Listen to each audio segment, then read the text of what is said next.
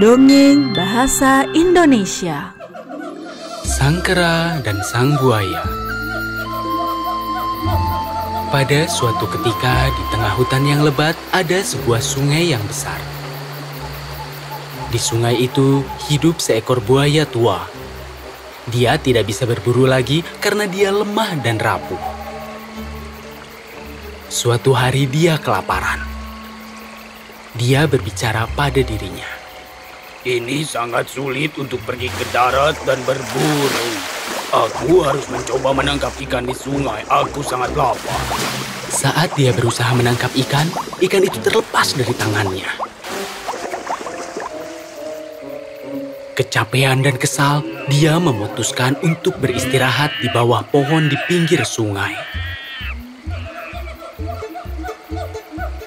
Seekor kera sedang duduk di atas dahan pohon memakan buah beri. Sang buaya melihat kera itu, lalu dia bertanya, "Oh hei kera, apa yang kau makan? Bisakah kau membaginya sedikit? Aku sangat kelaparan." Ini buah beri. Buah ini sangat manis. Ini dia, makan ini. Nyum, nyum, nyum, nyum. Oh ya, buah ini sangat manis. Terima kasih. Aku begitu kelaparan dan kau telah menolongku. Kau begitu baik. Aku akan sangat bersyukur jika aku mempunyai teman sepertimu. Ya, kenapa tidak? Kita teman sekarang. Aku tinggal di pohon ini. Kapanpun kau merasa lapar, kau bisa datang ke sini dan akan kuberi buah beri terbaik di sini. Setelah itu, setiap hari sang buaya mendatangi pohon itu dan sang kera memberinya buah beri. Mereka bersenang-senang bersama. Dalam keadaan ini, mereka menjadi teman baik. Terkadang sang buaya datang dan bermain di dekat pohon, dan terkadang sang kera duduk di punggung buaya dan berkeliling di sungai. Dengarkan temanku, aku ingin istriku untuk makan beberapa buah beri ini. Bisakah kau berikan sedikit untuk istriku, kumohon? Akan aku bawa pulang. Tentu saja akan segera kupetik. Ayo. Sang kera dengan senang memetik buah beri dan memberikan kepada sang buaya. Dan sang buaya membawa buah beri itu kepada istrinya yang tinggal di seberang sungai. Sayang, lihat yang kubawakan untukmu. Beberapa beri manis. Temanku si kera memberikan ini untukmu. Wow, buah beri ini sangat manis. Tapi suamiku, sampai kapan kau akan makan buah beri? Aku hanya berpikir kalau buah beri ini begitu manis, dan sementara sang kera selalu memakan buah beri ini setiap hari. Bisa jadi semanis apa nanti jantungnya? Benar, dia sangat baik. Dia makan dan memberikannya juga kepadaku. Sebenarnya, aku berpikir akan semanis apa jantungnya. Dan aku sudah lama belum pernah memakan daging. Bisa kau dapatkan jantungnya untukku? Saat sang buaya mendengar hal ini, sang buaya mulai berpikir dan berkata pada istrinya, Bagaimana mungkin? Kera itu temanku. Aku tidak ingin mengkhianatinya. Jika kau kuberi jantungnya, dia akan mati. Dia memberiku makanan saat aku kelaparan. Dan sekarang kau ingin aku untuk membunuhnya? Aku tidak ingin mendengarkan apapun. Aku hanya ingin memakan jantung kera itu. Pergi dan dapatkanlah, atau aku akan membunuh diriku sendiri. Mendengarkan istrinya, buaya malang itu tidak berdaya. Sayangnya, dia pergi ke kera itu untuk meyakinkannya dan mengajak dia ke rumah buaya itu. Kera temanku. Istriku sangat senang dengan buah beri ini. Dia mengundangmu untuk makan siang di rumah. Ayo kita pergi ke rumahku dan kita makan siang bersama.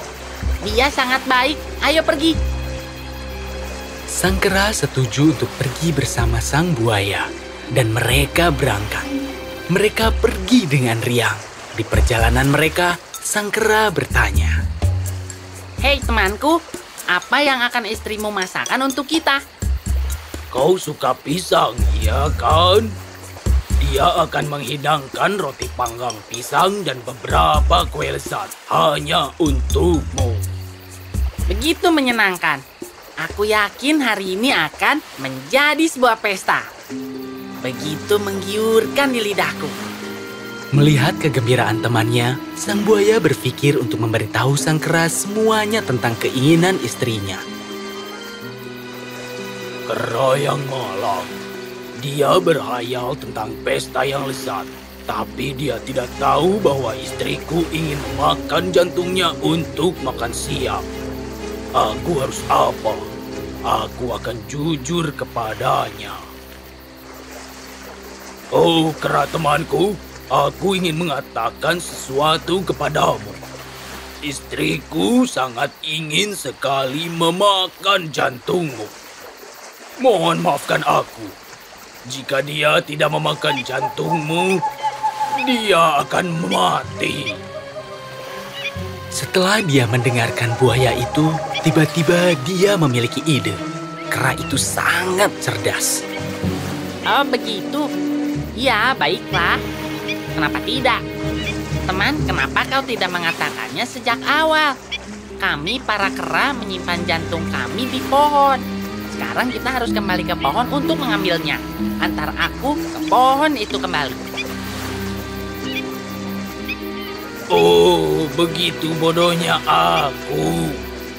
Sekarang kita harus kembali lagi ke sana. Baiklah, sekarang kita kembali lagi dan segera mengambil jantungmu. Jika kita tidak membawa apa-apa, dia akan memakan jantungku. Buaya itu mengantar kera kembali ke pohonnya. Saat sang kera itu sampai di pohonnya, dengan cepat dia melompat ke punggung buaya dan memanjat pohon dan berkata pada buaya, Kau buaya bodoh, bisakah kita menyimpan jantung kita dan kita tetap hidup? Aku menolongmu sebagai teman dan memberi banyak makanan, dan inikah balasanmu padaku? Kau pengkhianat, kau tidak akan mendapatkan jantungku ataupun buah beri. Pergilah. Kera itu menggunakan kecerdasan dan kepintarannya untuk bertahan hidup. Dan buaya, karena kebodohannya, kehilangan keduanya. Kehilangan teman yang baik dan juga kehilangan buah beri. Jadi, apakah kalian menyukai cerita ini? Dan adakah yang bisa memberitahuku moral dari cerita ini? Cerita itu, aku tidak tahu. Baiklah anak-anak, moral dari cerita ini adalah saat ada bahaya dan kesulitan, kita tidak boleh takut menghadapinya. Seharusnya kita harus bertindak seperti sang kera.